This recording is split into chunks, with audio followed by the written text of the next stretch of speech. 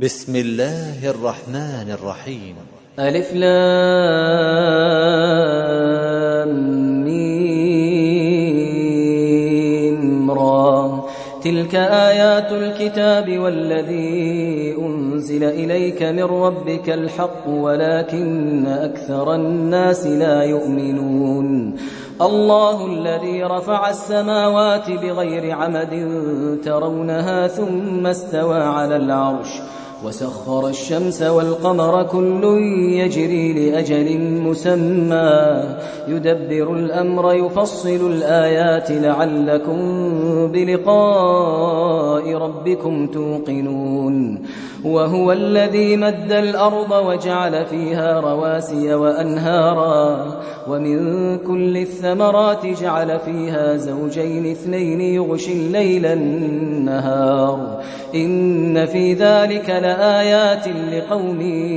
يتفكرون. وفي الأرض قطع متجاورات وجنات من أعناب وزرع ونخيل صنوان وغير صنوان يسقى بماء واحد ونفضل بعضها على بعض في الأكل إن في ذلك لآيات لقوم يعقلون. وإن تعجب فعجب قولهم أإذا كنا ترابا أإنا لفي خلق جديد أولئك الذين كفروا بربهم وأولئك الأغلال في أعناقهم وأولئك أصحاب النار هم فيها خالدون. ويستعجلونك بالسيئة قبل الحسنة وقد خلت من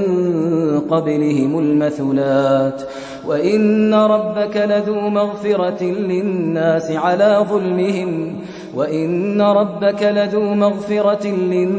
على ظلمهم وإن ربك لشديد العقاب. ويقول الذين كفروا لولا أنزل عليه آية من ربه إنما أنت منذر ولكل قوم هاد. الله يعلم ما تحمل كل أنثى وما تغيض الأرحام وما تزداد وكل شيء عنده بمقدار. عالم الغيب والشهادة الكبير المتعال. سواء منكم من أسر القول ومن جهر به ومن هو مستخف بالليل وسارب بالنهار له معقبات من بين يديه ومن خلفه يحفظونه من أمر الله إن الله لا يغير ما بقوم حتى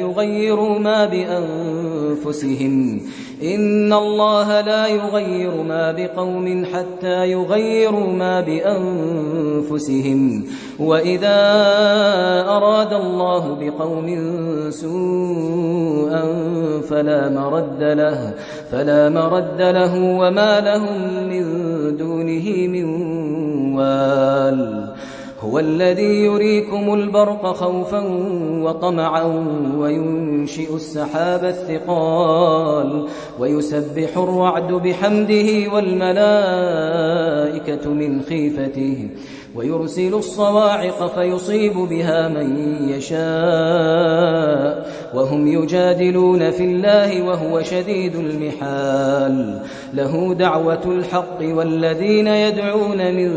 دونه لا يستجيبون لهم بشيء إلا كباسط كفيه إلى الماء ليبلغ فاه وما هو ببالغه وما دعاء الكافرين إلا في ضلال. ولله يسجد من في السماوات والأرض طوعا وكرها وظلالهم بالغدو والآصال. قل من رب السماوات والأرض قل الله قل أفاتخذتم من دونه أولياء لا يملكون لأنفسهم نفعا ولا ضرا. قل هل يستوي الأعمى والبصير أم هل تستوي الظلمات والنور أم جعلوا لله شركاء خلقوا كخلقه فتشابه الخلق عليهم قل الله خالق كل شيء وهو الواحد القهار. أنزل من السماء ماء فسالت أودية بقدرها فاحتمل السيل زبدا رابيا ومما يوقدون عليه في النار ابتغاء حلية أو متاع زبد مثله كذلك يضرب الله الحق والباطل فأما الزبد فيذهب جفاء وأما ما ينفع الناس فيمكث في الأرض كذلك يضرب الله الأمثال. للذين استجابوا لربهم الحسنى والذين لم يستجيبوا له لو أن لهم ما في الأرض جميعا ومثله معه لافتدوا به أولئك لهم سوء الحساب ومأواهم جهنم وبئس المهاد. أفمن يعلم أنما أنزل إليك من ربك الحق كمن هو أعمى إنما يتذكر أولو الألباب الذين يوفون بعهد الله ولا ينقضون الميثاق والذين يصلون ما أمر الله به أن يوصل ويخشون ربهم ويخافون سوء الحساب والذين صبروا ابتغاء وجه ربهم وأقاموا الصلاة وأنفقوا مما رزقناهم سرا وعلانية ويدرؤون بالحسنة السيئة أولئك لهم عقبى الدار جنات عدن يدخلونها ومن صلح من آبائهم وأزواجهم وذرياتهم والملائكة يدخلون عليهم من كل باب سلام عليكم بما صبرتم فنعم عقبى الدار. والذين ينقضون عهد الله من بعد ميثاقه ويقطعون ما أمر الله به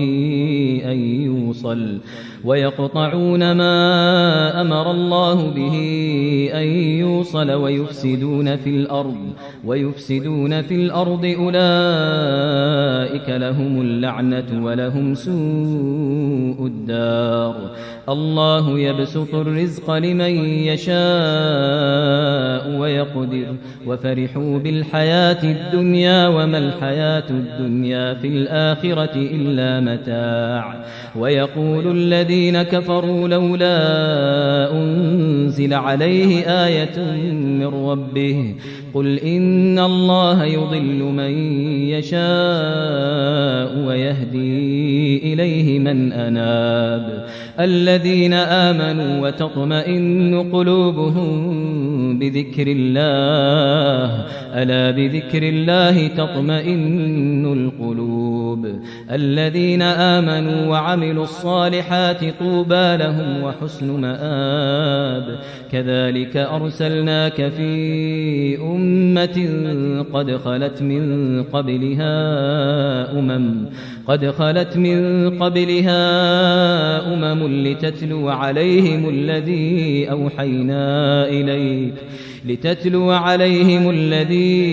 أوحينا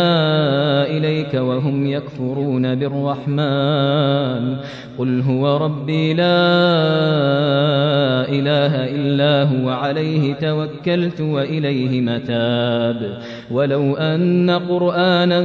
سيرت به الجبال أو قطعت به الأرض أو كلم به الموتى بل لله الأمر جميعا أفلم ييأس الذين آمنوا أن لو يشاء الله لهدى الناس جميعا ولا يزال الذين كفروا تصيبهم بما صنعوا قارعة أو تحل قريبا من دارهم حتى يأتي وعد الله إن الله لا يخلف الميعاد ولقد استهزئ برسل من قبلك فأمليت للذين كفروا ثم أخذتهم فكيف كان عقاب أفمن هو قائم على كل نفس بما كسبت وجعلوا لله شركاء قل سموهم أم تنبئونه بما لا يعلم في الأرض أم بظاهر من القول بل زين للذين كفروا مكرهم وصدوا عن السبيل ومن يضلل الله فما له من هاد لهم عذاب في الحياة الدنيا ولعذاب الآخرة أشق وما لهم من الله من واق مثل الجنة التي وعد المتقون تجري من تحتها الأنهار أكلها دائم وظلها تلك عقبى الذين اتقوا وعقبى الكافرين النار والذين آتيناهم الكتاب يفرحون بما أنزل إليك ومن الأحزاب من ينكر بعضه قل إنما أمرت أن أعبد الله ولا أشرك به إليه أدعو وإليه مآب وكذلك أنزلناه حكما عربيا ولئن اتبعت أهواءهم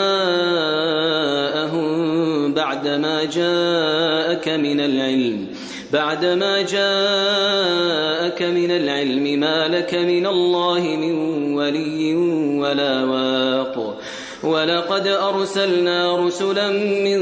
قبلك وجعلنا لهم أزواجا وذرية وما كان لرسول أن يأتي بآية إلا بإذن الله لكل أجل كتاب يمحو الله ما يشاء ويثبت وعنده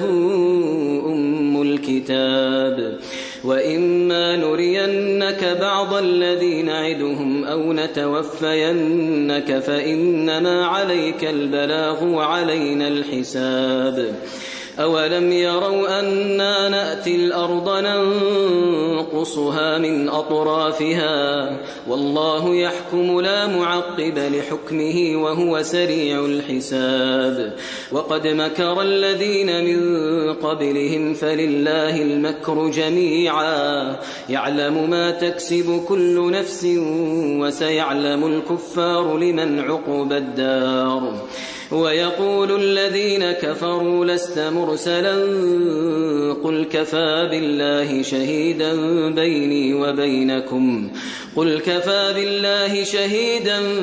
بيني وبينكم ومن عنده علم الكتاب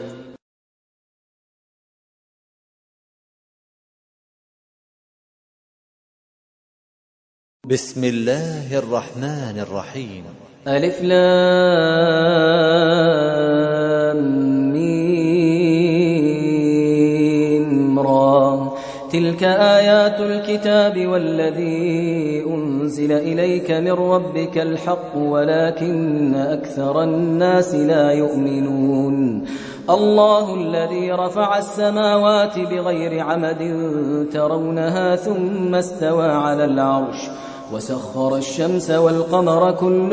يجري لأجل مسمى يدبر الأمر يفصل الآيات لعلكم بلقاء ربكم توقنون وهو الذي مد الأرض وجعل فيها رواسي وأنهارا ومن كل الثمرات جعل فيها زوجين اثنين يغشي الليل النهار إن في ذلك لآيات لقوم يتفكرون وفي الأرض قطع متجاورات وجنات من أعناب وزرع ونخيل صنوان وغير صنوان يسقى بماء واحد ونفضل بعضها على بعض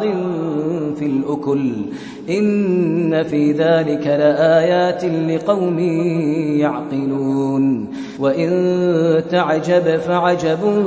قولهم أإذا كنا ترابا أإنا لفي خلق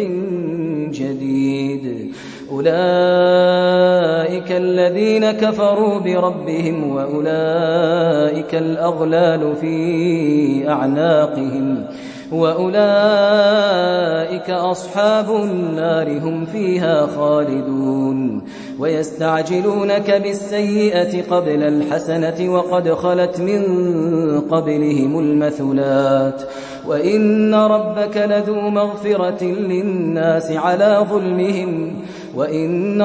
لذو مغفرة للناس على ظلمهم وإن ربك لشديد العقاب ويقول الذين كفروا لولا أنزل عليه آية من ربه إنما أنت منذر